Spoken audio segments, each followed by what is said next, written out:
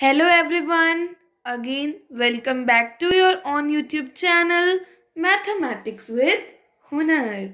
So now today we are going to discuss sample paper question number 21 to 30. I hope कि आपने 1 to 20 questions की 2 videos देख लिए होंगे, आपको वो समझ आ गए होंगे. And again all the very best to you all for your all exams. So now let's get started. So your question number 21st is, if sum of two numbers is 1 to 15, let the numbers to be given are x and y. कि x और y two numbers हैं and उनका sum क्या है 1 to 15 and their HCF is 81.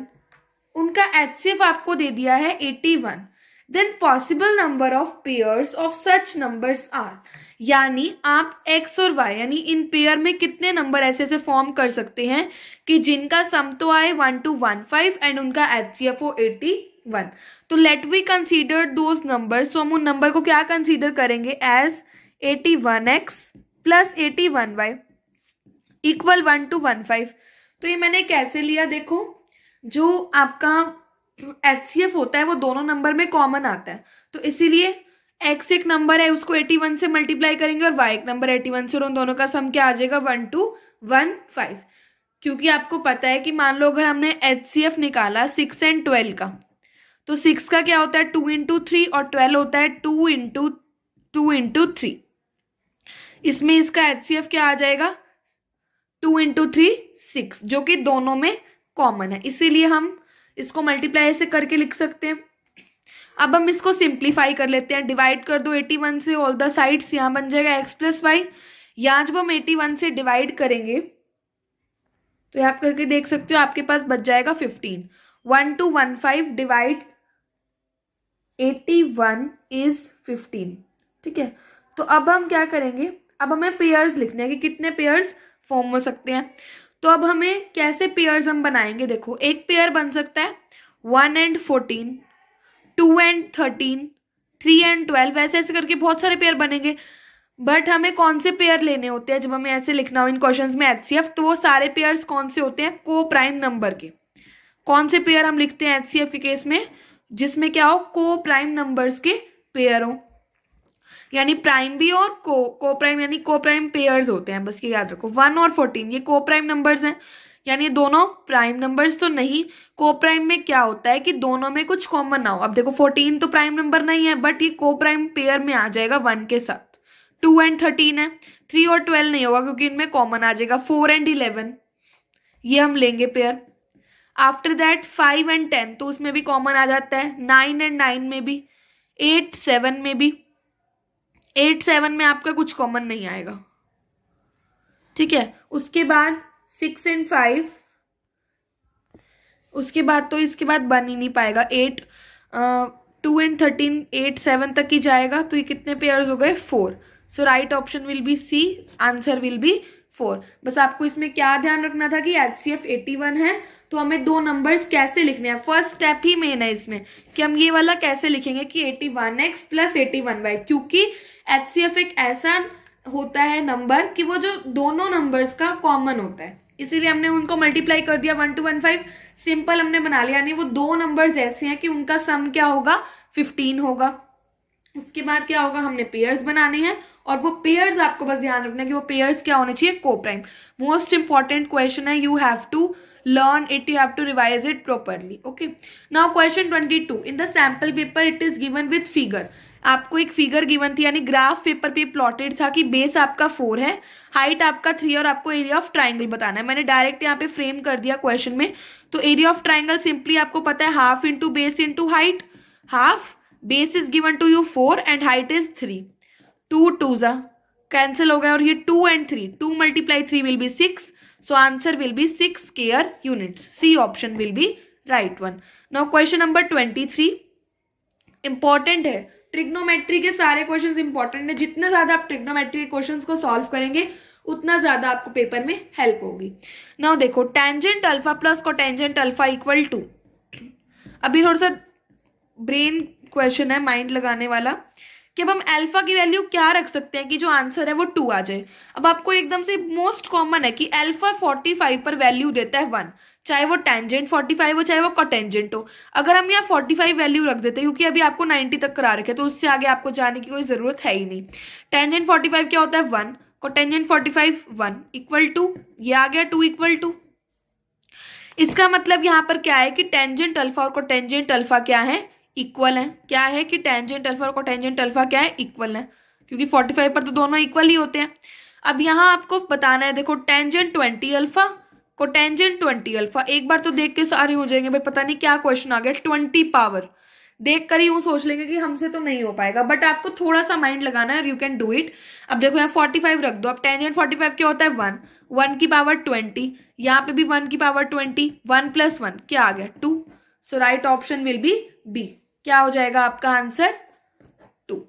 Clear हो गया कैसे किया? हमें बस अल्फा की वैल्यू दिमाग में लानी थी कि क्या रखें कि जो आंसर 2 आ जाए सामने, और हमने रखा और आंसर आ गया। ठीक है, now next question. If 217x plus 131y equal this and 131x 217y equal this, आपको x plus y बताना है। तो ये बिल्कुल इजी क्वेश्चन है। कैसे करना होता है, जब x की वैल्यू और y की वैल्यू सेम हो और y की वैल्यू और x की कोफिशिएंट सेम हो, तो क्या करो, एक मतलब अपने इक्वेशन को सिंपल करने के लिए देखो 21x 131y equal 913, 131x plus 217y equal 827। चाहे तो आप इनको भी सॉल्व कर सकते हो, बट ये बहुत कॉम्प्लिकेटेड जाती हैं। तो आपने क्या करना होता है, एक बार तो इनको क्या कर दो, ऐड कर दो, और एक बार कर दो सब्ट्रैक्ट। कैसे? एक बार तो कर दो ऐड, तीनों को ऐड कर दो जैसे लिखा हुआ है सेम, और एक बार कर दो सब्ट्रैक्ट। क्या, अभी मैं आपको करके दिखाती हूँ। तो देखो जब हम इसे ऐड करेंगे 7 and 3 10, 1 carry, 2 1 3 4, 9 and 8 17, y as it is 7 1 8 3 1 4 2 1 3 plus 7 1 8 3 1 4 348x 348y equal 1740। आपके पास ये आ गया। अब एक बार इन्हें सब्ट्रैक्ट कर दो, 217x 131y equal 913 and 131x plus 217y equal 827। एक बार इनको क्या कर देंगे, सब्ट्रैक्ट कर दोगे। तो 913 में से 827 गए तो 13 7 6 आ जाएगा। आफ्टर दैट 10 में से 2 गए 8, और यहाँ पे आपका कुछ भी नहीं बचेगा, 8 में से 8 गए 0 इक्वल टू आ जाएगा। अब 217 में से 131 कैंसिल करने हैं आपको, 217 minus 131, so it will be 86। ये आपका बच जाएगा 86y माइनस का, और ये भी आपका आ जाएगा 86x। आपको ये ध्यान रखना होता है इसमें जो कोफिशिएंट आते हैं वो सेम आते हैं। अब यहाँ से 86x माइनस 86y इक्वल्स 86, तो यहाँ से अब आप क्या लिख सकते हो, 86 कॉमन ले सकते हो। यहाँ से क्या बन जाएगा, x माइनस वाई इक्वल 1। देखो बिल्कुल सिंपल आ गई। अब हमें चाहिए x plus y, x plus y देखो यहाँ से क्या बनेगा, 348 से 1740 को 348 से डिवाइड कर दो, डिवाइड 348, तो ये आपका आ जाएगा 5। अब देखो आपको x और y निकालने होते, तब तो आपको दोनों सॉल्व करने की नीड है, बट अब आपको सिर्फ x प्लस वाई बताना है। तो आप क्या करो, दोनों को ऐड कर दो। यहाँ से x प्लस वाई किसके इक्वल आ गया, 5 के। So our A option will be right one. आपको दूसरा सॉल्व करने की जरूरत ही नहीं है, माइनस वाली।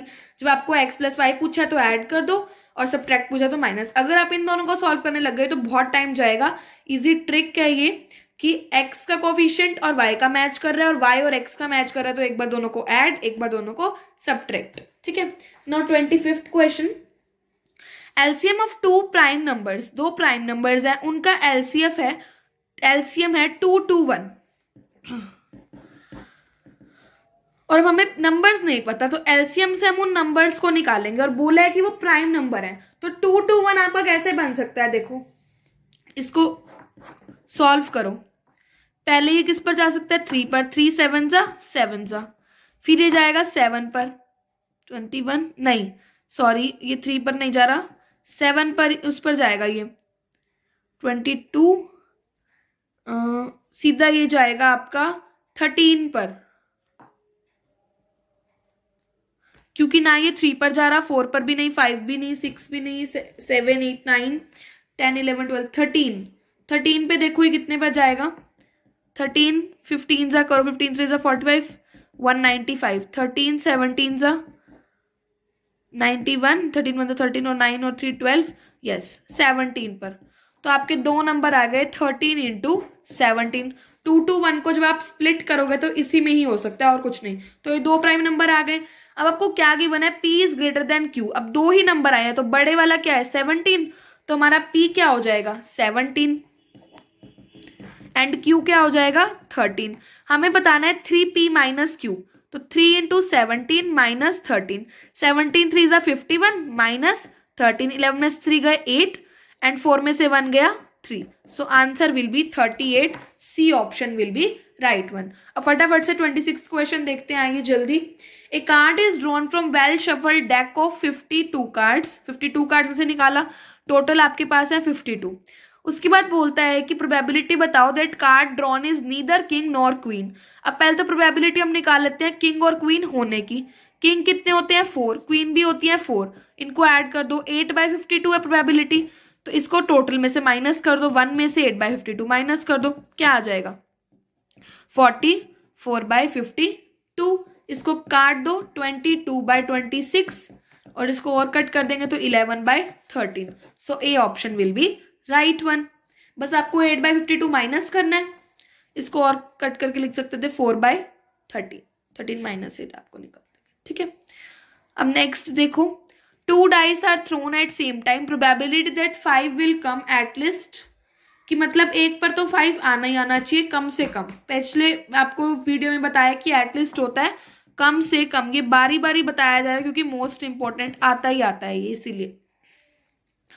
Probability that 5 will come up at least 1 time आए, देखो तो कितने केसेस बनेंगे, एक तो 1 5, पहले हम लिख लेते हैं कि एक बार आए, 2 5 3 5 4 5 6 5, और एक बार ऐसे हो सकता है 5 1 5 2, ये तो मैंने सारे हॉरिजॉन्टल के लिख दिए, और 5 5 भी लिख दो इसमें, 5 3। अब ये वर्टिकल में जहां जाता है 5 4 5 5 5 6, काउंट कर लो कितने हो गए, 1 2 3 4 5 6 7 8 9 10 11 12, और ये 5 5 दो बार लिख दिया, तो इसको एक बार करो, तो 12/36 माइनस 1 कर दो, 1/36, 11/36 will be the right answer, that will be B option.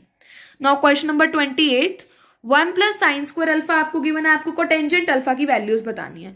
तो इसमें आप क्या करो, या कॉस अल्फा है तो इधर भी ले आओ, 1 को क्या लिख सकती हूँ मैं, sine square alpha plus cos square alpha plus sine square alpha, ये लिख सकती हूँ, equal 3 sine alpha cos alpha. यहां से आपका क्या बन जाएगा, 2 sine square alpha plus cos square alpha minus 3 sine alpha and cos alpha equal to, यहाँ पे क्या बच जाएगा आपका 0। यहाँ पे तो कुछ बचा ही ना, इधर ले आए तो यहाँ पे बच जाएगा 0। उसके बाद अब हम क्या करेंगे, इसमें इसको बीच में ले आओ, 2 sine square alpha minus 3 sine alpha cos alpha plus cos square alpha equal to 0। ये आपके पास बन गया। अब इसके आपको फैक्टर्स बनाने हैं, तो फैक्टर्स कैसे बनाओगे, इसके डायरेक्ट फैक्टर्स आपके क्या बनेंगे, 2 साइन अल्फा माइनस ये cos alpha into sine alpha minus cos alpha, ये दो फैक्टर्स इसके आपके बन जाएंगे, 2 sine alpha minus cos alpha और एक बार sine alpha minus cos alpha. इसको जब आप मल्टीप्लाई करके देखोगे तो यही बनेगा आपका, क्लियर। तो अब यहां से आप क्या कर सकते हो, इक्वल टू 0 रख सकते हो, यहां से क्या आएगा कि sine alpha equal to cos alpha, ये भी लिख सकते हो। अब मल्टीप्लाई में है ये आप दोनों का, तो यहां से कोटेंजेंट अल्फा की वैल्यूज जो आएंगी वो कैसे आएंगी, तो देखो 2 sine alpha minus cos alpha, एक बार इसको 0 के इक्वल रख देंगे, minus cos alpha equal to 0, तो यहां से 2 साइन अल्फा किसके इक्वल हो गया, कॉस अल्फा, और 2 किसके इक्वल हो जाएगा, cos alpha by sine alpha. Cos alpha by sine alpha क्या होता है, कोटेंजेंट अल्फा, तो यहां से कोटेंजेंट अल्फा क्या आ गया 2 आ गया। अब sign alpha minus cos alpha, एक बार इसको रख देंगे किसके इक्वल, 0 के equal, sign alpha minus cos alpha equal 0, यहां से क्या आ गया, sign alpha equal cos alpha, यहाँ पे 1 बच गया तो cos alpha by sine alpha. तो यहाँ से भी क्या आ गया, कोटेंजेंट अल्फा की वैल्यू 1, क्योंकि कॉस बाय साइन क्या होता है, कोटेंजेंट। तो क्या क्या वैल्यूज आ गई, 1 and 2। So right option will be C. ये स्प्लिट करना है तो ये आपको माइंड लगाना पड़ेगा, या तो यहाँ से लो और यहाँ से एक और यहाँ से, और इसको मल्टीप्लाई करोगे तो सेम एग्जैक्टली आपका यही बन जाएगा। क्लियर। उसके बाद 29th क्वेश्चन बिल्कुल ईजी है। वर्टिसेस ऑफ पैरेललोग्राम दे रखी है, देखो इजी है वाला क्वेश्चन, मैं आपको बताती हूँ कैसे। ए बी सी डी, ए आपको दे दिया 1 2, बी आपको दे दिया 4 y, सी आपको दे दिया x 6, डी आपको दे दिया 3 5। क्लियर। ये आपको 4 कोऑर्डिनेट्स दे दिए। अब आपको बताना है एक्स और वाई। आपको ये ध्यान रखना है कि जो एरिया ऑफ जो डायगोनल्स ऑफ पैरेललोग्राम होते हैं वो क्या करते हैं, बाइसेक्ट करते हैं। डायगोनल्स ऑफ पैरेललोग्राम क्या करते हैं,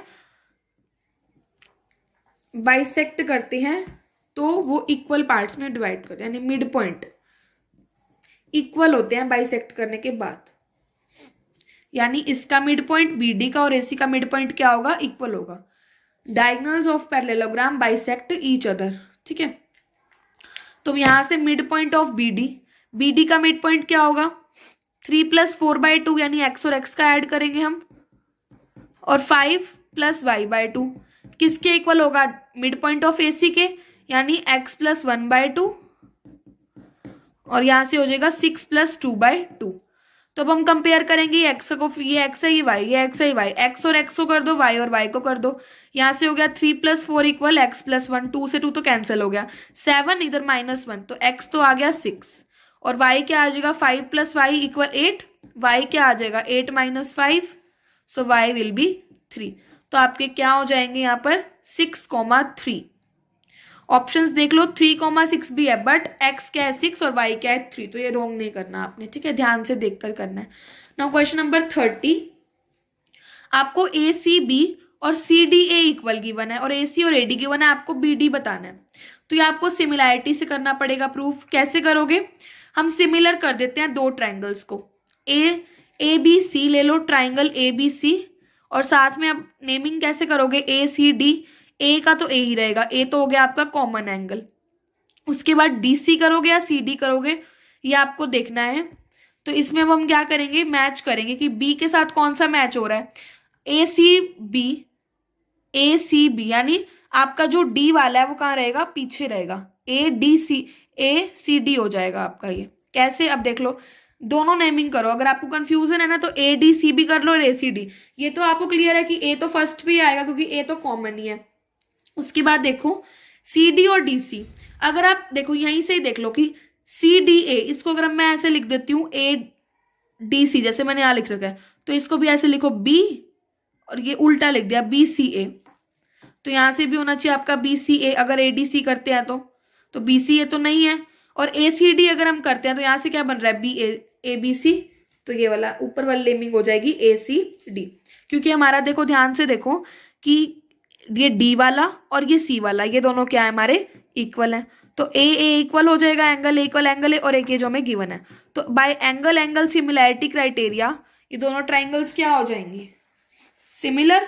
उसके बाद हम इसकी नेमिंग से क्या लिख सकते हैं, हमें गिवन क्या क्या है, AC, AC के साथ क्या लिखना पड़ेगा, AD। तो AC बाय में AD किसके इक्वल हो जाएगा, और क्या गिवन है, हमें निकालना क्या है, BD। तो BD देखो किसमें है, BC है आपके पास। तो अब देखो BD तो आपके पास डायरेक्ट है ही नहीं, तो आपको उसको कैसे लिख सकते हो, AB - AD, यही लिख सकते हो ना। तो अब आप AB इसमें है तो AB बाय AC कर दो। एक हमने क्या किया, AC बाय AD और AB बाय AC।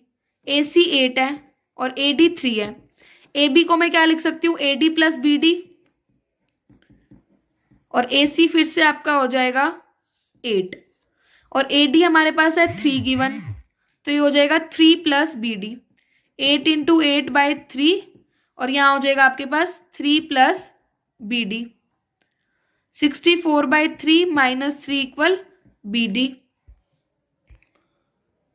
तो यहां से आप एलसीएम लोगे 3, 64 - 9, तो ये क्या आ जाएगा आपके पास, 14 में से 9 गए 5। 55/3, तो ये आपके पास आ जाएगी बी डी की वैल्यू। तो 55/3 ऑप्शन है यस, तो C option will be right one. थोड़ा सा डिफिकल्ट था क्वेश्चन, ध्यान से दोबारा देखो। AC पहले तो आपने सिमिलर कर दिया दोनों ट्राइंगल्स को। सिमिलैरिटी से आप क्या क्या लिख सकते थे कि AC/AD इक्वल है AB/AC के, और एक और बात क्या लिख सकते थे आप यहाँ से BC/CD। BC/CD का कोई रोल दे ही नहीं रखा तो हम वो नहीं लिखेंगे। अब ये दोनों लिखते ही अब हमें चाहिए BD, तो AB को क्या कैसे लिख सकते हैं हम, AD + BD। तो इन दोनों को हमने लिख दिया, यहाँ से हमने सबकी वैल्यूज रखी और हमें BD मिल गया।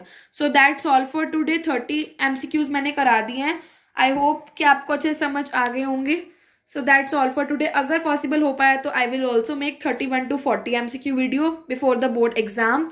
So thank you so much. Please like, share and subscribe your on YouTube channel Mathematics with Hunar. Please share it with your friends, your relatives and ask them to subscribe your on YouTube channel. Thank you.